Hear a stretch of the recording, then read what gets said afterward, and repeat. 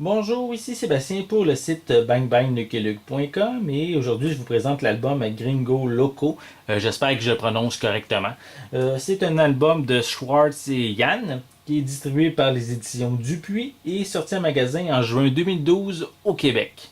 L'album raconte le périple de J.G., Maurice et Franquin à travers les États-Unis et le Mexique et inquiet de l'avancée du communisme en Europe.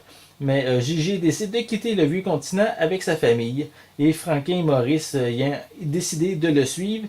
Tout ce petit monde débarque à New York en 1948.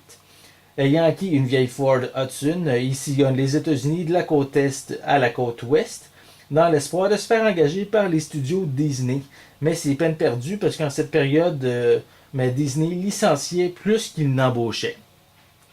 Donc, voyant que son visa touristique va expirer bientôt, mais Ghislain décide de s'installer quelques mois au Mexique avec sa famille, bientôt rejoint par Franquin et Maurice.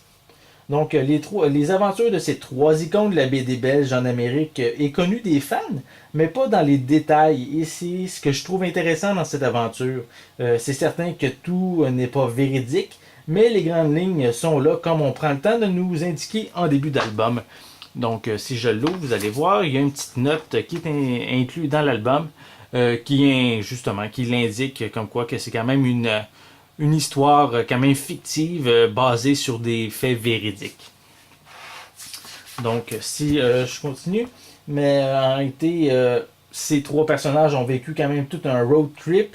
C'est vraiment une aventure bien vivante, avec beaucoup de références de cette époque. J'ai par contre eu un petit peu de difficulté avec certaines expressions utilisées, comme les insultes, qui sont différentes de ceux de nos jours et de plus qui viennent de la Belgique et ce qui est loin de mes expressions qu'on retrouve ici au Québec.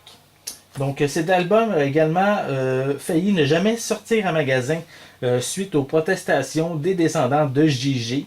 Qui trouvaient qu'il ne correspondait pas à la réalité. Ils voulaient que les 35 000 exemplaires prévus mais soient carrément détruits. Par contre, suite à des pourparlers, l'album sort finalement avec un tirage de 45 000 exemplaires. On remarque aussi qu'à la fin de l'album, on retrouve un fascicule qui s'intitule Droit de réponse, qui explique la vérité sur ce voyage et la vraie personnalité des personnages ayant servi de modèle.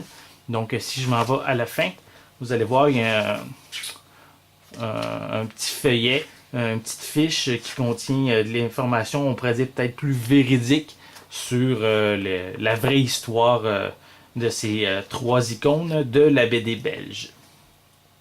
Donc, comme on peut le voir à la fin de l'album, l'aventure n'est pas terminée parce que il y a vraiment une suite qui est prévue, qui va être sous le nom de Crazy Belgians. Donc, espérons qu'elle soit aussi intéressante que cet album ici.